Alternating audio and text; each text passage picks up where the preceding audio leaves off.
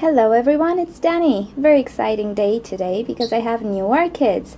My online order arrived, from the German store, and just want to show you what I bought. There are quite a few orchids that I've never owned before, quite a few species. Most of them are species, I think. Anyway, let's get to it. I'll start with this one. Now this little girl is called a Psychilis atropurpurea. Okay, strange names, and excuse my pronunciation and stuff, I'm not sure how to call them. I'll just write the name on the screen. You may already know this orchid by the name of Encyclia cordigera. There's a whole history about naming this orchid, so I'm not really sure how to properly call it. Most commonly it's called Encyclia, but I see that now they change it to Psychilis. Whatever. It is a very fragrant orchid with a beautiful violet pink blooms. I will show you the blooms on a corner of the screen so you just know what I'm talking about. And actually it's kind of related to Cattleyas. It requires the same care. And this little plant that I received has 2 old pseudobulbs plus a new one, and in the center I think I see a new shoot which might develop into a flower spike because this orchid does not produce more than 2 leaves on the top here. Okay, let's move on. This little girl is called a Neofinetia falcata, and this is one of the most popular orchids in Japan. Actually, it has a whole history. It is considered a noble type of orchid, and some of the varieties can get very, very expensive, and the way they pot them is also very, very nice. They have a specific way of sort of like mounting them on it's not mounting, it's planting, but it looks like it's mounted on sphagnum moss somehow. Anyway, when I'm gonna repot this, maybe I will try their way, because it's very interesting. Right now she is potted in standard bark medium. Anyway, if you can imagine, this one is related to Vanda orchids. You can see by the roots here. So she does need a lot of moisture, a lot of air as well to the roots. And the blooms are very tiny and white and also very, very fragrant. You'll see I got a lot of fragrant orchids. I do want to make a collection of fragrant orchids. So I just checked the internet which are the most fragrant, voted by the people. So I got them. Anyway, yeah, this little plant seems to have a lot of new shoots. It will not grow to Vanda size, no way. It's gonna stay tiny, a little bigger than this one. This is kind of young. But who knows, maybe next year in spring I'm gonna have beautiful little flowers. I really don't know. I've never owned it before. It's very, very cute. Okay, this one you already know. This is a Sedirea japonica, and Soniti here on YouTube has one that rebloomed for her, and I know that it has a very nice fragrance, lemony fragrance, so I always wanted to have it. Tried buying it from eBay. It arrived with crown rot. I'm trying to treat it, but I ordered it again just to be sure that one of them survives. She's a young plant as well, but I think it is capable of blooming. This is what they say on the website. Looks very good, very healthy. So yeah, I'm very happy with this purchase, and I cannot wait to smell some flowers. Unfortunately, when you buy online, not many of them are in bloom because flowers will definitely not last transport so much. And I have an example here.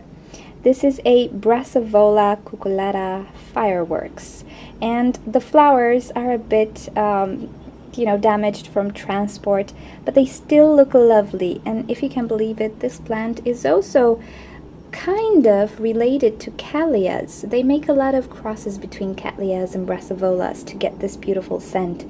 And what's interesting about this plant is that it releases the scent at night, in the nighttime.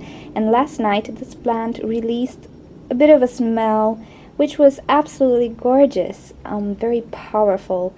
Not sure how to compare it, and I will not attempt it because I'm not sure if it's the proper fragrance, because this little plant has been through enough with the transport and everything. I will post a picture of her blooms on one side, but anyway, this is kind of like how they look.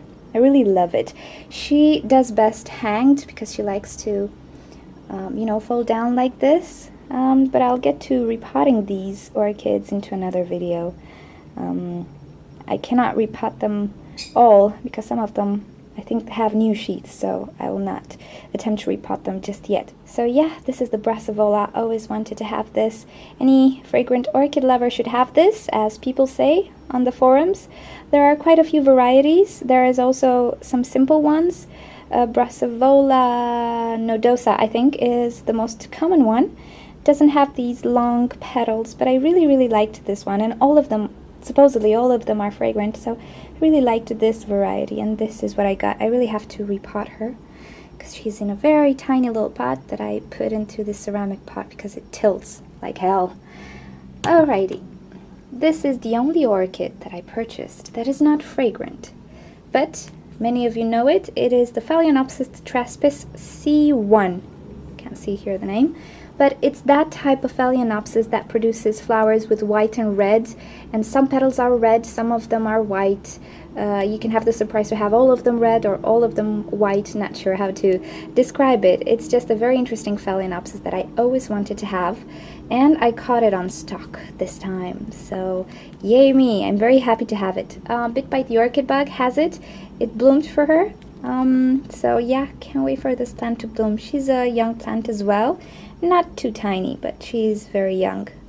I hate the fact that it's jam-packed in sphagnum moss, so I will work on this one as soon as I can. I don't see any spikes right now, but who knows, maybe in the near future. It's a very lovely Phalaenopsis. Too bad it doesn't have a fragrance. Alrighty, now I'm gonna direct your attention here. This is a Dendrobium orchid, and the name is Dendrobium cretaceum crossed with superbum.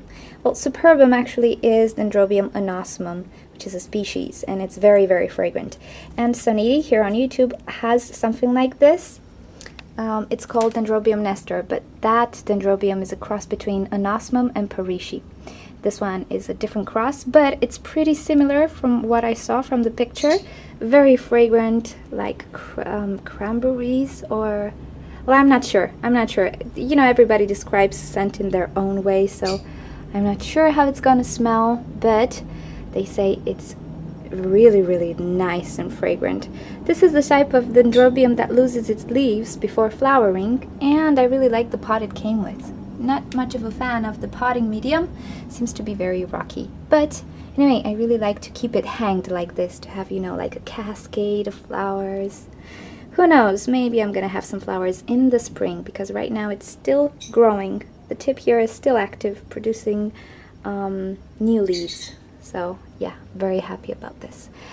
Alrighty, so these were my orchids. Now I'm gonna present to you the orchids that my friends bought. I have to give them away soon, but I have them for the weekend. This is a Cattleya orchid, which has a sheath. And the name is, oh, I don't remember, and I really can't get this out. It's very jammed in there, but I'm gonna put the name on the screen. It's a very beautiful Cattleya, very freckled and nice. So yeah, I'm really hoping it's gonna bloom for her, because it's a very beautiful Cattleya. I didn't buy any Cattleyas because I don't have enough experience with them to know if they do excellent in my conditions or not. I just have a lot of sheets on my Cattleyas, and I don't know what they're gonna do. So until I have more experience with Cattleyas, I decided not to buy Cattleyas anymore and give these guys a try. Some species. Okay, so this was the Cattleya of my friend, and I'm gonna pause this video and show you some beautiful Vandas. They're not mine, but they're beautiful still. Alright? Okay, so this beautiful Vanda belongs to my friend.